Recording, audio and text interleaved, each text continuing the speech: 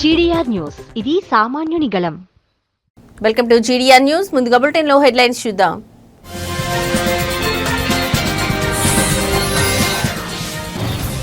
Telangana group 1 వివాదంలో కీలక మలుపు. సింగిల్ బెంచ్ తీర్పును డివిజన్ బెంచ్ లో అప్పీల్ చేసిన టీజీపీఎస్సీ.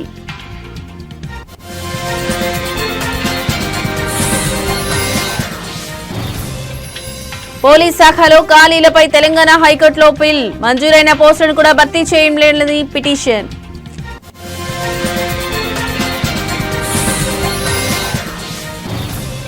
తెలంగాణ రాజ్యాధికార పార్టీని ప్రకటించిన తీన్మార్ మల్లన్న. ఎరుపు ఆకుపచ్చ రంగులతో జెండా ఆవిష్కరణ.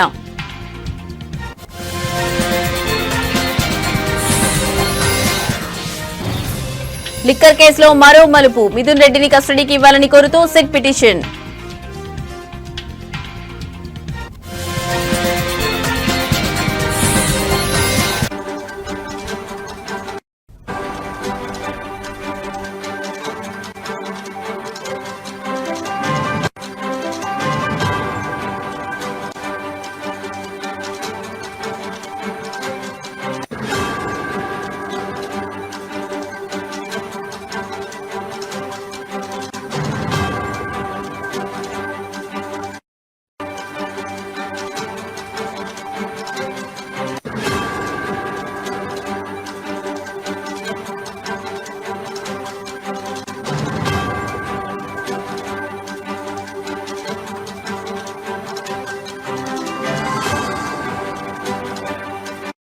రైట్, ఇక బ్రేకింగ్ న్యూస్ చూస్తున్నాం. తెలంగాణ గ్రూప్ 1 వివాదంలో కీలక మలుపు చోటు చేసుకుంది. కొన్ని రోజుల క్రితం తెలంగాణ హైకోర్టు గ్రూప్ 1 పిటిషన్లను కొట్టివేసి సంచలన తీర్పునిచ్చిన విషయం తెలిసిందే.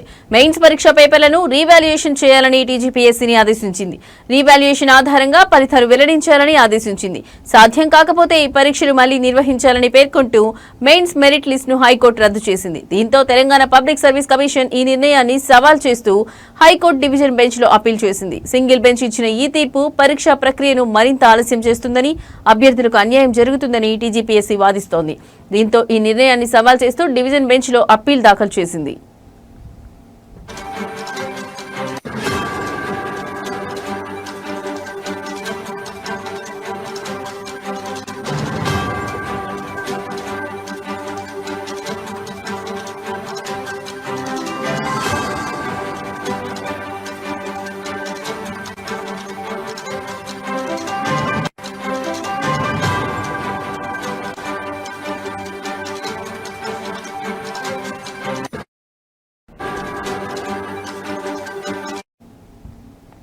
మూల్యాంకనంలో అక్రమాలు జరిగాయని, పరీక్షలు రద్దు చేయాలని కొందరు అభ్యర్థులు హైకోర్టులో పిటిషన్ దాఖలు చేశారు. 2023 అక్టోబర్ 21 నుంచి 27 వరకు జరిగిన గ్రూప్ 1 మెయిన్స్ పరీక్షలకు 21,000 మంది విద్యార్థులు హాజరయ్యారు. ఆ పరీక్షల ఫలితాలను టీజీపీఎస్సీ ఈ ఏడాది మార్చి 10న విడుదల చేసింది. ఈ ఫలితాల్లో అభ్యర్థులకు వచ్చిన మార్కులపై అనేక అనుమానాలు తలెత్తాయి. పరీక్షల్లో జెల్ పెన్నులు వాడడం, కోటి మహిళా కాలేజీలో పరీక్ష రాసిన అభ్యర్థులు ఎక్కువ మంది సెలెక్ట్ కావడం, తెలుగు మీడియం అభ్యర్థులు తక్కువగా ఎంపిక కావడం, కేవలం 2 సెంటర్ల నుంచే టాపర్లు ఉండడం తదితర అంశాలపై పలువురు అభ్యర్థులు కోర్టును ఆశ్రయించారు.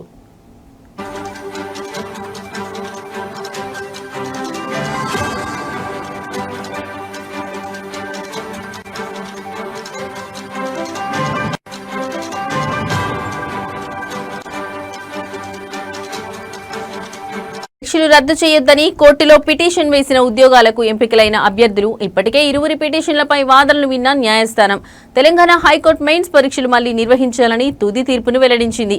కాగా 563 గ్రూప్ 1 పోస్టుల భర్తీకి నియామక పరీక్ష నిర్వహించింది. 10th మార్చ్ మార్క్స్ ను అభ్యర్థుల లాగిన్ ఐడీలకు పంపించింది. వచ్చిన మార్కులపై అభ్యంతరాలుంటే రీకౌంటింగ్ అవకాశం ఇచ్చింది సర్వీస్ కమిషన్. మార్చి 24 వరకు రీకౌంటింగ్ కు అవకాశం ఇచ్చిన సర్వీస్ కమిషన్ ఈ ఏడాది మార్చి 30న జనరల్ ర్యాంకింగ్ లిస్టు విడుదల చేసింది.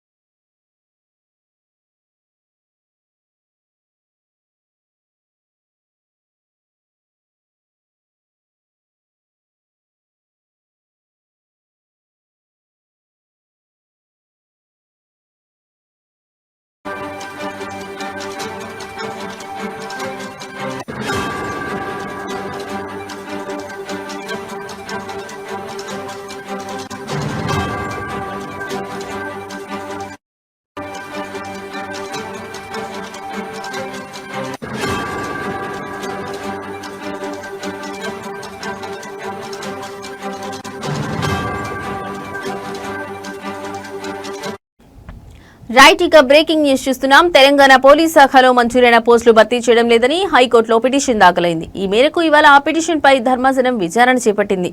విచారణ సందర్భంగా పిటిషనర్ తరఫు న్యాయవాది తన వాదనలు వినిపిస్తూ 3 ఏళ్లుగా పోస్టుల భర్తీకి ఎలాంటి నోటిఫికేషన్ జారీ చేయలేదని కోర్టుకు విన్నవించారు. పోలీస్ శాఖలో వీలైనంత త్వరగా భర్తీలను ఖాళీలను పూర్తి చేయాలని దేశ అత్యున్నత న్యాయస్థానం సుప్రీంకోర్టు స్పష్టమైన ఆదేశాలు జారీ చేసినప్పటికీ రాష్ట్ర ప్రభుత్వం నిర్లక్ష్యంగా వ్యవహరిస్తోందని తెలిపారు. ఈ క్రమంలోనే ధర్మాసనం ప్రభుత్వం తరఫు లాయర్కు కౌంటర్ దాఖలు చేయాలని ఆదేశించారు. కేసులో తదుపరి విచారణను 2 వారాలకు వాయిదా వేశారు.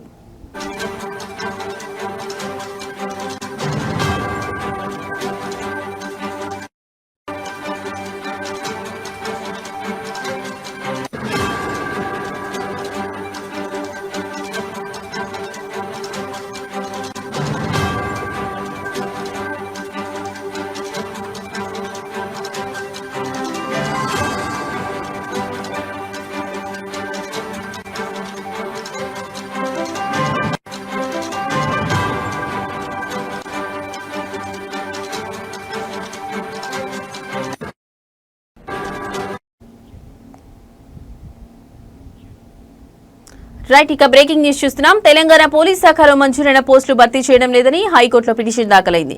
ఈ మేరకు ఇవాళ ఆ పిటిషన్ పై ధర్మాసనం విచారణ చేపట్టింది. విచారణ సందర్భంగా పిటిషనర్ తరఫు న్యాయవాది తన వాదనలు వినిపిస్తూ 3 ఏళ్లుగా పోస్టుల భర్తీకి ఎలాంటి నోటిఫికేషన్ జారీ చేయలేదని కోర్టుకు విన్నవించారు. పోలీస్ శాఖలో వీలైనంత త్వరగా ఖాళీలను భర్తీ చేయాలని దేశ అత్యున్నత న్యాయస్థానం సుప్రీంకోర్టు స్పష్టమైన ఆదేశాలు జారీ చేసినప్పటికీ రాష్ట్ర ప్రభుత్వం నిర్లక్ష్యంగా వ్యవహరిస్తోందని తెలిపారు. ఈ క్రమంలోనే ధర్మాసనం ప్రభుత్వం తరఫు లాయర్కు కౌంటర్ దాఖలు చేయాలని ఆదేశించారు. కేసులో తదుపరి విచారణను 2 వారాలకు వాయిదా వేశారు.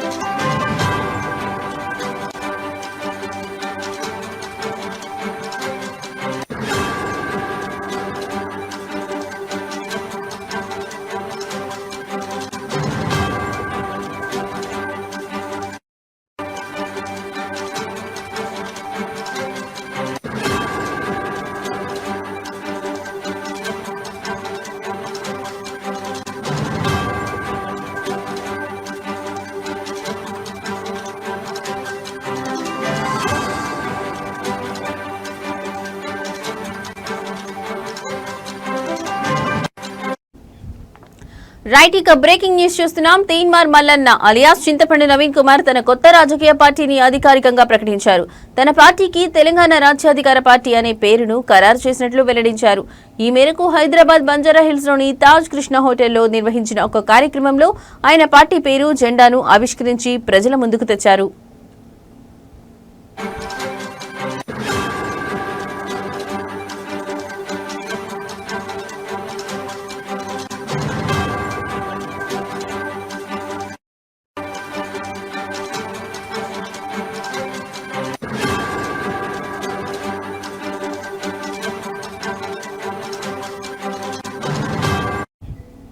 ఈ సందర్భంగా పార్టీ జెండాను కూడా పరిచయం చేశారు. పార్టీ జెండాను 2 రంగులతో రూపొందించారు. జెండా పై భాగంలో ఎరుపు రంగు, కింది భాగంలో ఆకుపచ్చ రంగు ఉన్నాయి. జెండా మధ్యలో కార్మిక చక్రాన్ని దాని నుంచి పైకి లేస్తున్నట్లుగా పిడికిలి బిగించిన మానవుడి చేతిని చిహ్నంగా పొందుపరిచారు. ఈ చిహ్నానికి ఇరువైపులా 2 ఆలివ్ ఆకులను చేర్చారు. జెండాపై ఆత్మగౌరవం, అధికారం, వాటా అనే నినాదాన్ని ముద్రించారు.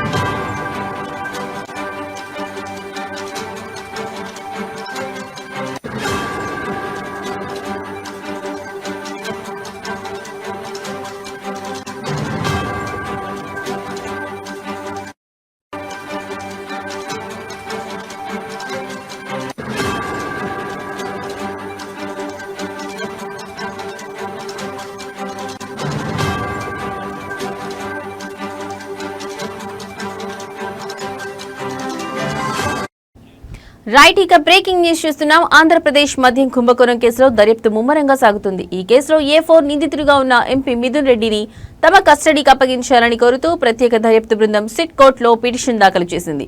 ఈ పరిణామం కేసులో మరో కీలక మలుపుగా మారింది.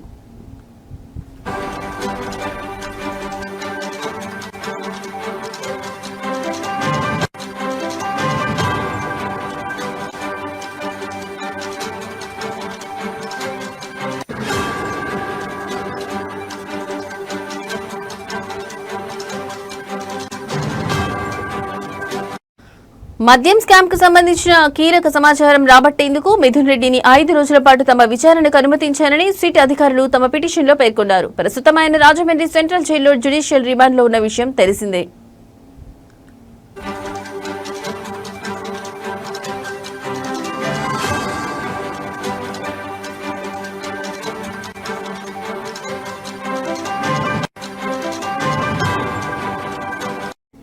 ఇటీవల జరిగిన ఉపరాష్ట్రపతి ఎన్నికల్లో ఓటు హక్కు వినియోగించుకునేందుకు ఎంపీ మిథున్ రెడ్డి కోర్టును ఆశ్రయించారు. దీంతో ఆయనకు న్యాయస్థానం షరతులతో కూడిన బెయిల్ మంజూరు చేసింది.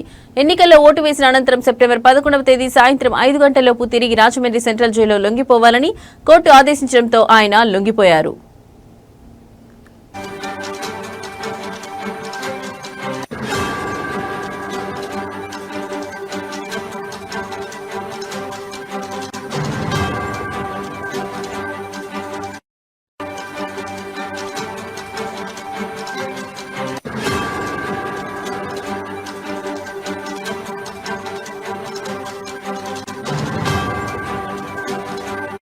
మరోవైపు ఇదే కేసులో నిందితులుగా ఉన్న ఐఏఎస్ విశ్రాంత అధికారి ధనంజయ రెడ్డి, మాజీ సీఎం జగన్ కు ఓఎస్డీగా వ్యవహరించిన కృష్ణమోహన్ రెడ్డి, గోవిందప్ప, బాలాజీలకు కోర్టు గతంలోనే షరతులతో కూడిన బెయిల్ మంజూరు చేసింది.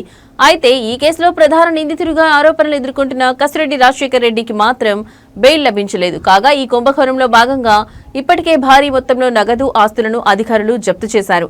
సిట్ పిటిషన్పై కోర్టు ఎలా స్పందిస్తుందనేది ఇప్పుడు ఆసక్తికరంగా మారింది.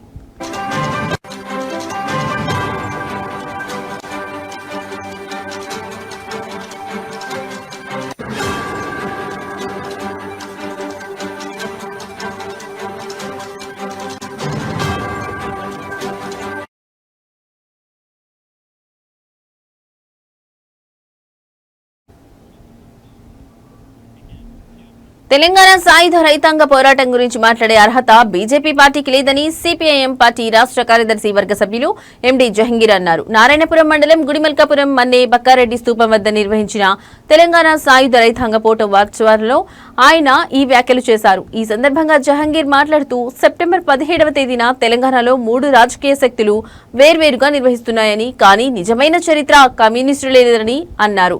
నైజాం నవాబు లొంగిపోవడానికి, తెలంగాణ భారత్లో విలీనం కావడానికి ప్రధాన కారణం కమ్యూనిస్టుల సాయుధ పోరాటమేనని ఆయన స్పష్టం చేశారు. కాంగ్రెస్ పార్టీ తమ వల్లే విలీనమైందని గొప్పలు చెప్పుకుంటోందని, కానీ నైజాంకు వ్యతిరేకంగా కాంగ్రెస్ ఎప్పుడు పోరాడలేదని విమర్శించారు. నైజాంకు వ్యతిరేకంగా ఆర్ఎస్ఎస్ ఒక్క ఫోటో కానీ, ఒక్క పోరాటం కానీ, ఒక్క ప్రకటన కానీ చేసిన దాఖలాలు లేవని విమర్శించారు. కమ్యూనిస్టు పార్టీ వారసులం తామేనని, తమకు మాత్రమే ఈ పోరాటాన్ని జరుపుకునే అర్హత ఉందని ఆయన నొక్కి చెప్పారు. ఈ కార్యక్రమంలో పార్టీ నాయకులు, కార్యకర్తలు పెద్ద ఎత్తున పాల్గొని కార్యక్రమాన్ని విజయవంతం చేశారు. ఇదే కాదు, దేశవ్యాప్తంగా భూ సంస్కరణల్ని తీసుకురావాలని చెప్పని కమ్యూనిస్టులు ఏదైతే పోరాటం చేశారో ఆ పోరాటాన్ని ప్రభుత్వం అంగీకరించక తప్పలేదు. అయినా కాంగ్రెస్ ప్రభుత్వం ఒప్పందం చేసుకున్నటువంటి పరిస్థితుల్లో దేశవ్యాప్తంగా భూ సంస్కరణలు కేవలం నామాత్రంగానే అమలు చేసింది. అది కమ్యూనిస్ట్ పార్టీ అధికారంలో ఉన్నటువంటి బెంగాల్, కేరళ, త్రిపురల్లో లక్షలాది ఎకరాల భూములు పంచడం జరిగింది. దాని తర్వాత జమ్మూ కాశ్మీర్లో ఫరూక్ అబ్దుల్లా ముఖ్యమంత్రిగా ఉన్నప్పుడు అక్కడ భూములు పంచడం జరిగింది తప్ప ఎక్కడ కూడా దేశవ్యాప్తంగా భూ సంస్కరణ చేసినటువంటి పరిస్థితి లేదు. కాంగ్రెస్ మాట తప్పింది కమ్యూనిస్టులతో ఏదైతే ఒప్పందం చేసుకున్నారు. ఇక రెండో విషయం ఏంటంటే, ప్రవీణ్ పగడాల మరణంపై ఏపీ హైకోర్టు చీఫ్ జస్టిస్ తో మాట్లాడారని ప్రజాశాంతి పార్టీ అధ్యక్షుడు కేఏ పాల్ అన్నారు. ప్రవీణ్ పగడాల మరణం ప్రమాదమని ప్రభుత్వ అడ్మిట్ చేసిన వాదనను తాను ఖండించానని ఆయన తెలిపారు. విజయవాడలోని హోటల్ ఐరాపురంలో నిర్వహించిన విలేకరుల సమావేశంలో కేఏ పాల్ మాట్లాడారు. మద్యం తాగి యాక్సిడెంట్ అయితే చనిపోయాడని ముఖ్యమంత్రి చంద్రబాబు నాయుడు మాట్లాడడం అవివేకం అని కేఏ పాల్ విమర్శించారు. ఒక ముఖ్యమంత్రిగా తండ్రి స్థానంలో ఉన్న చంద్రబాబు యాక్సిడెంట్ ను స్వయంగా చూసినట్లు మాట్లాడడం సరికాదన్నారు. ప్రవీణ్ పగడాల యాక్సిడెంట్ లో చనిపోవడం మీరు కళ్ళతో చూసారా? చంద్రబాబు సమాధానం చెప్పాలి అని డిమాండ్ చేశారు. ప్రవీణ్ పగడాల కేసులో సీబీఐ విచారణ కోరానని, ఈ కేసులో ఇంకా ఎన్నో నిజాలు బయటపడాల్సి ఉందని పాల్ అన్నారు. సీసీటీవీ ఫుటేజ్లను మాయం చేశారని ఆరోపించారు. సూపర్ 6 పథకాల గురించి మాట్లాడితే నాలుక అని వదిలేస్తున్నారు. ఆ తర్వాత మాట్లాడే దమ్ము చంద్రబాబుకి లేదా అని ప్రశ్నించారు. అవకాశం ఉంటే ప్రవీణ్ పగడాల కుటుంబ సభ్యులకు ఓదార్పు ఇవ్వాలి, కానీ పిచ్చివాగుడు వాగకూడదని హితవు పలికారు.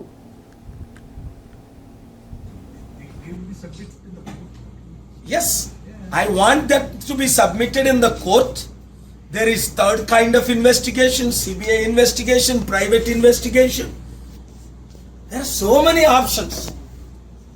When the chief minister is saying he is drunk without finalizing the report, it is contempt of court, prejudice. Chief minister is the one accused here. That cannot time లేదు. ఒక ఉప ముఖ్యమంత్రిగా ఉండి ఇలాంటి బ్రతుకులు ఎందుకయ్యా మీకు? పైన దేవుడు ఉన్నాడు, తప్పించుకోలేరు.